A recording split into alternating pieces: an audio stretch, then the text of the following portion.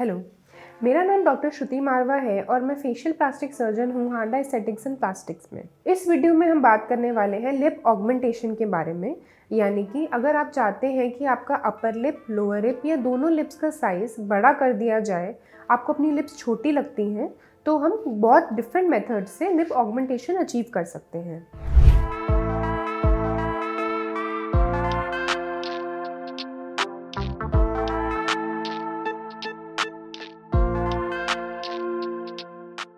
इसमें सबसे पहला मेथड जो हम यूज़ करते हैं, जो कि बहुत ही कॉमनली यूज़ किया जाता है, वो है लिप फिलर्स। फिलर्स इंजेक्शंस और सिरिंजेस होती हैं जिनमें हाइलुरोनिक एसिड मटेरियल का फिलिंग मटेरियल भरा हुआ होता है। मोस्ट कॉमनली हम दो टाइप के ब्रांड्स को यूज़ करते हैं, रेस्टलिन और एलर्गन। ये इंटरनेशनल ब्रांड्स हैं, वेल नोन ब्रांड्स हैं एंड सेफ टू यूज़ हैं।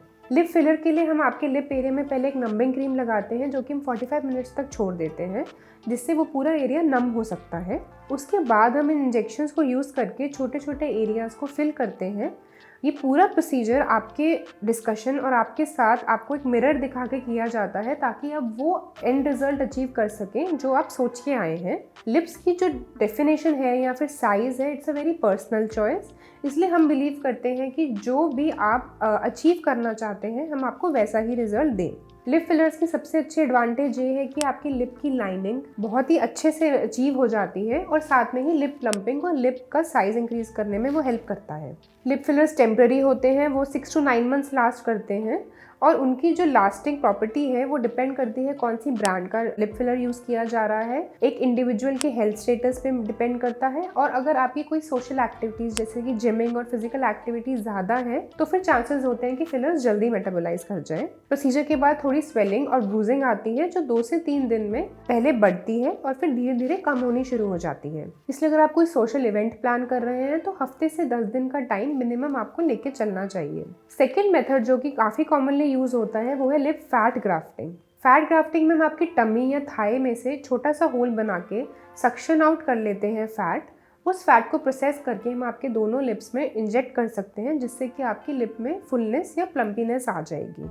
फैट ग्राफ्टिंग के हमेशा सेशंस किए जाते हैं, बिकॉज हमारी बॉडी में फैट ग्राफ्टिंग की एक प्रॉपर्टी होती है, जितना भी फैट इंजेक्ट किया जाता है अराउंड 50% फैट बॉडी वापस अब्जॉर्ब कर लेती है। उसका रीज़न ये है कि हम पेट से या थाई से फैट निकाल के एक नई जगह पे डाल रहे हैं और इसीलिए फैट को वहाँ पर फिर से ब्लड सप्लाई पकड़नी है। क्योंकि बॉडी ने 50% फैट रीअब्जॉर्ब कर लेना है, इसलिए हम 10 to 20% उसको ओवरफिल करते हैं। लेकिन अगर आपका जो इमीडिएट रिजल्ट है आप उससे सेटिस्फाइड हैं, तो आपको ये लेके चलना है कि उसमें स्वेलिंग और फैट दोनों ही अभी कम होने वाले हैं। इसीलिए रीअसेसमेंट 1 मंथ या 3 मंथ में करके, जबकि आपकी सारी स्वेलिंग चली जाएगी और 50% फैट रीअब्जॉर्ब हो जाएगा, फिर आप प्लान कर सकते हैं कि आपको एक सेकंड या थर्ड सेशन की ज़रूरत होगी या नहीं। फैट ग्राफ्टिंग अनप्रेडिक्टेबल होती है, जबकि फिलर्स आर मोर प्रेडिक्टेबल, यानी उनमें हम ज़्यादा अच्छे से बता सकते हैं कि कितना फिलर टिकेगा और कैसा रिजल्ट आएगा। लेकिन फैट ग्राफ्टिंग का एक अच्छा एडवांटेज है। एडवांटेज ये है कि जो फैट आपकी बॉडी में टिक जाता है, जो फैट बॉडी रीअब्जॉर्ब नहीं करती है, वो लंबे समय तक, कुछ सालों तक अच्छे तरीके टिका रहता है और इसीलिए आपको बार बार फिलर्स की तरह वो प्रोसीजर करवाने की ज़रूरत नहीं पड़ती। फैट ग्राफ्टिंग में जहाँ से फैट लिया जाएगा और लिप्स में जहाँ डाला जाता है, दोनों ही जगह स्वेलिंग और ब्रूजिंग आ सकती है और उसको जाने में हफ्ते से 10 दिन लग सकते हैं, जब तक कि आप वेट करेंगे अपने रिजल्ट्स को शो करने के लिए। फैट ग्राफ्टिंग छोटे छोटे होल से किया जाता है, यहाँ लिप्स में कोई कट नहीं आता, और पेट और थाई में जो छोटा कट होता है वो 1 या 2 मिलीमीटर का होता है, वो अपने आप ही भर जाता है, या फिर वहाँ पर हम एक छोटा टांका लगा देते हैं। ये डिफरेंस जानना ज़रूरी है कि फिलर्स जो स्ट्रक्चर दे सकते हैं, आउटलाइन दे सकते हैं लिप्स को, वो फैट नहीं दे सकता। फैट मेनली लिप्स का साइज इंक्रीज करने में यूज़ करते हैं हम, पर उसका एडवांटेज ये है कि फैट आपकी अपनी बॉडी से लिया जा रहा है, बाहर से कोई फॉरेन सब्सटेंस नहीं डाला जा रहा।